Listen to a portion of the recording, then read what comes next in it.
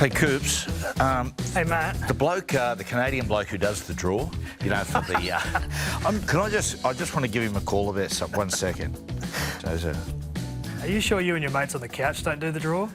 Hello, Sven. How are you? It's Peter Volandis. Great. Listen, it's going great. Just one thing. Just one little problem. Yeah, we're 6 rounds in and everyone's playing each other 3 times already, OK? What is going on? Mate, you're normally not that funny, but that's the best joke you've done on television for a long time. I agree with you. Low bar. I agree with you because, like, come on, can we just have everyone play each other once and then work it out? I don't know why it has to be so difficult. The Roosters play the Broncos and the Panthers twice in the first 7 weeks. The Tigers play the Knights and the Eels twice in the first 7 weeks. Like, you don't need to send the document off to wherever it is, to Sven. Canada. To work it out. Just get you and your mates on the couch to sort it out. I'm filthy. I'll never go to Canada again. In fact, I'll never wear denim again. Hey, did you like Latrell in the 6? I like Gray at fullback. So I like Latrell playing anywhere that suits a team. Obviously, Cody's at 6, so does that mean Latrell plays centre or whatever? The one thing I will say is the game was on the line against the Roosters. He went to 6 and he came up with that big play. Yep. Right? But in terms of having an impact and really going after the contest, Latrell had 3 runs for the whole game. The game was in the balance. He had 1 run in the second half. When he ran the ball, he created 2 tries. Yeah. He had 2 try assists from 3 runs. Like, if he has 10 runs, what's he doing? You know, if he had the effort of Gray, who had 24 runs, like, he had something like that. I just think he just needs to work harder when his team needs him. Probably an adjustment in focus, Coops. Because we've said this before. Like, he did some beautiful touches of the ball. But you're right, his strength is running the football. But how many times do we see players move to the halves and all of a sudden become pass-centric? It's the greatest challenge to take someone. It's like, I've always had the belief, Coop, is that you take your strengths and dictate it to the number on your back. Not the other way around. Don't let the number dictate how you're going to play. You just take your strengths to the jersey. Even Jerome Luai's fighting with that at the moment. Like, just a little bit too much of a game manager as opposed to that forward thrust runner. And for Latrell, like, when he runs a football, in terms of his run versus being effective, he would probably have the highest percentage. So then it just comes back to doing more of the running. And particularly when his team was up against it with no Cody and a few other injuries in the halves, he just needed to concentrate on his strengths more. We've spoken about a few halves there, battling with the discipline to run the football. A little later, we'll talk about Nathan Cleary. I can see that in Nathan's game at the moment. Jamal Fogarty, at the moment, he's got as we're recording this, he's got a big decision to make. If you believe it's a 2-horse race between the Raiders and Manly. Look, Jamal's been a good servant to Canberra.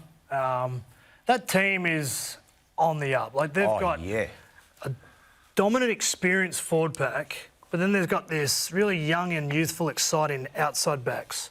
And Jamal seems to be the key glue in between that. But the Raiders almost want him to hang around for 12 months so they can usher someone else in and then maybe be in a position to dominate the competition. Whereas if he goes to Manly, Jamal's a solid player, but he needs a bit of strike around him to make him more effective. He does, And you look at Manly, there's Tom, but if Tom's not fit, what does Jamal do with Luke Brooks and things like that? So it's 50-50 because the Raiders have a 1-year deal and the Manly have offered a 2-year deal. Not sure what the money is, but there's this... He's probably got more ingredients and recipe at the Raiders, but they're trying to keep him for It's a tough one, Coops, because he's been there through where there's been some tough times, and now I can see them coming out the other side. And I know they're only offering 1 year, but if he gets there next year and he brains them and they make a top 4 finish, then you would expect there'd be another year on the table. And I said last night on the show, this young crop of Raiders coming through simultaneously remind me very much of the crop of youngsters which led into the Green Machine era. You know, like, I mean, it's a big statement because you have blokes like, you know, Lazarus and Stewart and whatnot, but this is, mate, this is a great crop of young players they've got coming through. And they need someone like Fogarty to be to be the leader and the influence over that group. Knights lost their halfback Jack Cogger. Yep. They moved Phoenix Crossland to 7. I thought yesterday they're not because of Phoenix, but they just attack was way out of sorts. What do you make of it? I think sometimes, Coops, not a lot of teams in this competition move the ball sideways well. Yeah. Right. In a minute, we'll do some stuff on Melbourne and we'll do stuff on particularly North Queensland because North Queensland have adjusted their style of football or adjusted the way they're attacking. I just think when Newcastle move the ball sideways, a lot of times, in my opinion, they move it sideways for the sake of it. Yeah. They haven't got the foot in the door. Even sometimes when they get the foot in the door, they'll look to push the ball east-west. They've got to simplify. Look, I'm going to repeat what I've said a lot about. A lot of good sides that have been out of form in their 6 rounds. Do less. Yep. Centralise your attack. Yep.